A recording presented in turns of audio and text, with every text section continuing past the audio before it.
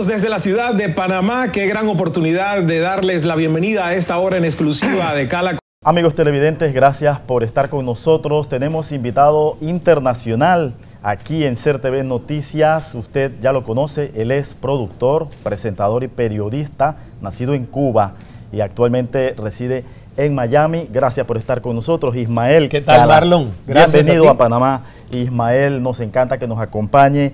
Importante que conocer un poco más de usted. El tiempo, como siempre, es en muchas ocasiones nuestro peor enemigo, pero quisiera que nos comente inicialmente algo que llama la atención, Ismael. Trayectoria periodística desde los 8 años, según entiendo. ¿Cómo le explicamos un poquito al público sobre esa realidad suya en su carrera profesional? Una suerte, una bendición. Siempre estimulo a que esa anécdota, cuando la cuento, digo, ojalá que gobiernos o instituciones privadas o ONGs se juntaran para hacer mucho más sobre formación vocacional a los niños. Porque gracias a esa oportunidad de yo ir a una emisora de radio desde los 8 años, yo soy un comunicador. Es una señora que tenía, en Cuba se les llaman círculos de interés vocacional en las escuelas primarias y secundarias. Entonces tuve la suerte que en mi 4º grado esta señora dijo, levante la mano el que quiere leer en voz alta. Varios niños levantamos las manos y luego ella me seleccionó a mí entre otros 6 o 7 niños. Mi madre me llevaba todos los sábados a la emisora de radio y esta señora nos formó como locutores, como actores infantiles, narradores. Aprendimos a hacer efectos sonoros para dramatizados en la radio y mira, el destino ya pues lo empezó a marcar. Y gracias a Dios todavía le tengo la oportunidad de agradecer. Tiene 84 años, vive en Santiago de Cuba. Nilda, muchísimas gracias por sembrar esa semillita que, bueno, ha germinado grande en todos estos años. Ismael, de entrevistador, ahora entrevistado, ¿cuál es la entrevista o la figura que más te ha impactado en tu trayectoria? Quisiera que me hables pues alguna anécdota. O que me lo piden todas Venga. las chicas. Porque pero yo no todas sabía están que el beso iba a ser en la boca, Ana. Por supuesto, mira, te dejé pintado. Muchas gracias. Bueno, desde ya un placer Este enorme. programa me trae unas sorpresas enormes. ¿O alguna entrevista compleja? ¿Alguna entrevista que te haya puesto entre la espada y la pared? Háblanos un poco de eso, por favor. Bueno, mira, entrevistar a presidentes siempre es una entrevista difícil porque uno quiere abarcar muchos temas, porque tienes la responsabilidad de representar el sentir nacional del país donde tú entrevistas al mandatario, pero también de poner en perspectiva internacional muchas cosas que a lo mejor alguien que vive en otro país no está tan enterado. Entonces, yo digo que son de las entrevistas más complejas, que llevan más preparación, que a nosotros nos toma mucho más tiempo investigar y entender qué hacemos, qué no hacemos, qué podemos seleccionar en una hora de televisión. El presidente Martinelli siempre ha sido un entrevistado, yo digo, agradable. Aquí me está mirando fuera de cámaras, agradable de conversar con él, porque a pesar de que yo sé que es un presidente que por supuesto también tendrá sus asesores, se entrena antes de venir a las entrevistas y todo eso, es alguien que no ha perdido la espontaneidad. Uno de mis, digamos, duelos periodísticos fue con el presidente Evo Morales. Pero una aclaración muy importante. No he sido dirigente cocalero, dirigente campesino. Ahí sí fue una conversación bastante hostil porque se había cancelado la entrevista por parte de su ministro de presidencia. Yo lo había dicho a la prensa porque estaba haciendo una gira de promoción del libro. Él se molestó. Hasta la Confederación. Y usted, por favor, le pido, déjame desarrollar. Lo estoy escuchando. Cada vez, no estaba cortándome. Y en fin, la entrevista no fue ni remotamente con el ambiente que viste tú que transcurrió la entrevista con el presidente, aunque yo haya sido inquisitivo, aunque haya dicho cosas que es el sentir de sus opositores, pero siempre es con respeto, siempre es con amabilidad. Entonces, en ese caso, la entrevista con el presidente Evo Morales fue muy particular porque no fue en la atmósfera. Y hasta por decirle dirigente cocalero, entiendo que también sí, me rectificó lo del dirigente cocalero. Ahora sabemos CNN a quién representa. Sé quién usted representa. Sé por qué también se ha escapado de Cuba hacia Estados Unidos. Pero eso no está en debate, por supuesto. Presidente, de que cómo me déjeme hablar, de Cuba, déjeme hablar, por favor. ¿No?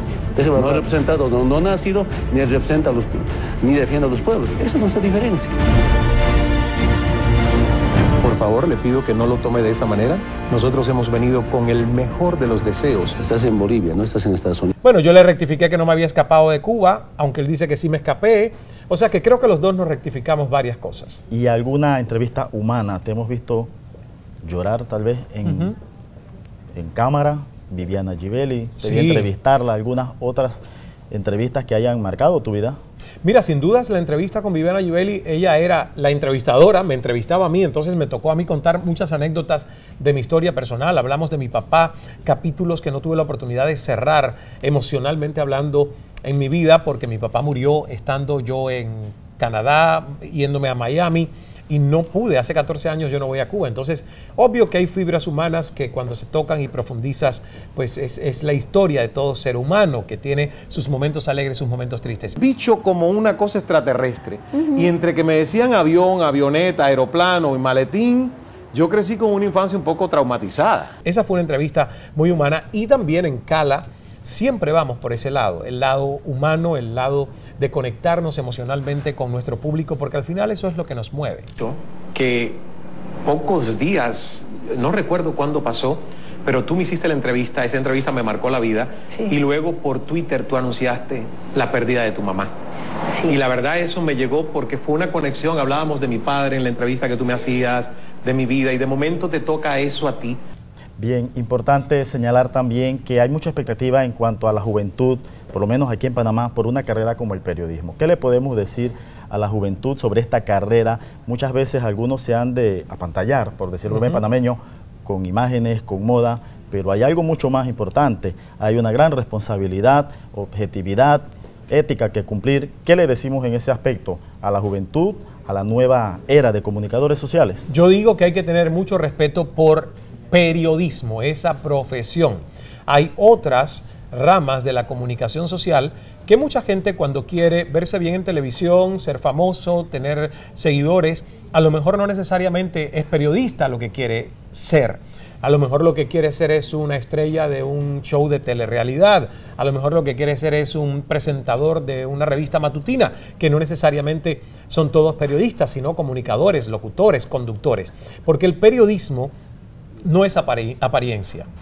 Y ya la televisión tiene el reto para el periodista de que si tú vas a comulgar con la naturaleza del medio, tienes que estar bien vestido, como estás tú acá, un poquito de maquillaje para no salir brillante. O sea, ya la televisión impone apariencias y artilugios a la esencia del mensaje del periodista. Entonces, si alguien piensa nada más en estudiar periodismo y en verse bien en televisión, está descuidando el propósito de una carrera tan importante como es servir de voz a un país, a una comunidad, a una sociedad, que eso es lo que hace un periodista. Entonces, es una cosa muy profunda. Ismael, me agrada mucho que tengas este tiempo con nosotros aquí en el Sistema Estatal de Radio y Televisión para profundizar un poquito más en esto de la carrera, porque eres pues una persona con poder de convocatoria en el aspecto de las redes sociales, del Twitter, del Facebook, de este tipo de herramientas tecnológicas que han venido a complementarnos. También hay que tener un balance, ya hay regulaciones en Europa, entiendo.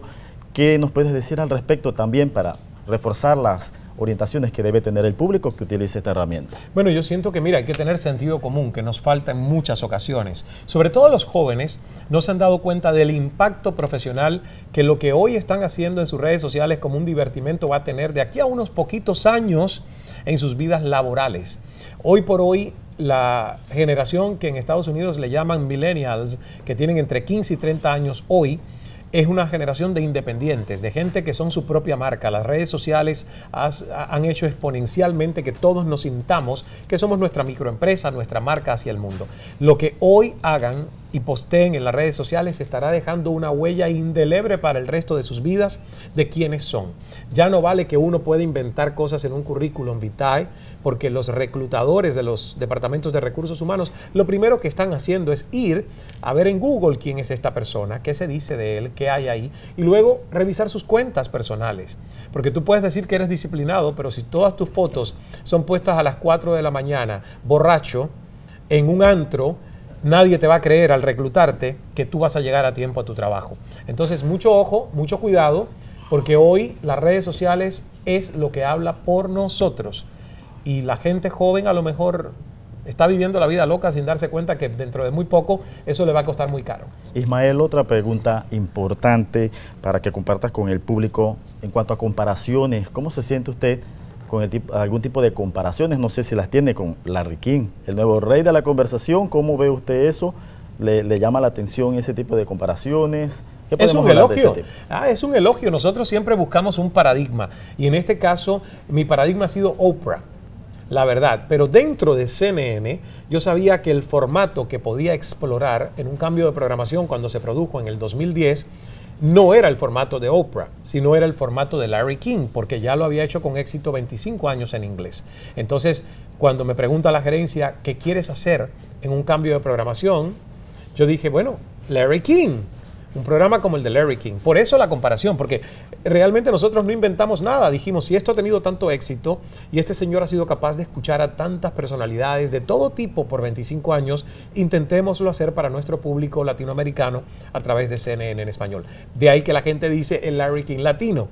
Entonces es una buena comparación y sobre todo porque me permitió sentarme con Larry King y decirle gracias por todo lo que he aprendido de usted.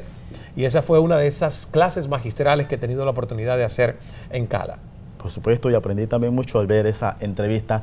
Ismael, otra consulta ya para finalizar, porque el tiempo pues es valioso. El poder de escuchar. ¿Qué tan lejos nos lleva el poder de escuchar? Nos puede llevar a la sabiduría, pero ese es un camino infinito, porque realmente yo siento que son muy pocos los sabios que entienden que callar y escuchar es una fórmula maravillosa en el crecimiento y la evolución espiritual del ser humano.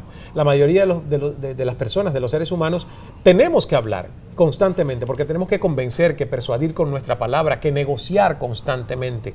Entonces, se nos hace difícil ponernos en el lugar del otro, crear una empatía generosa y auténtica con los demás.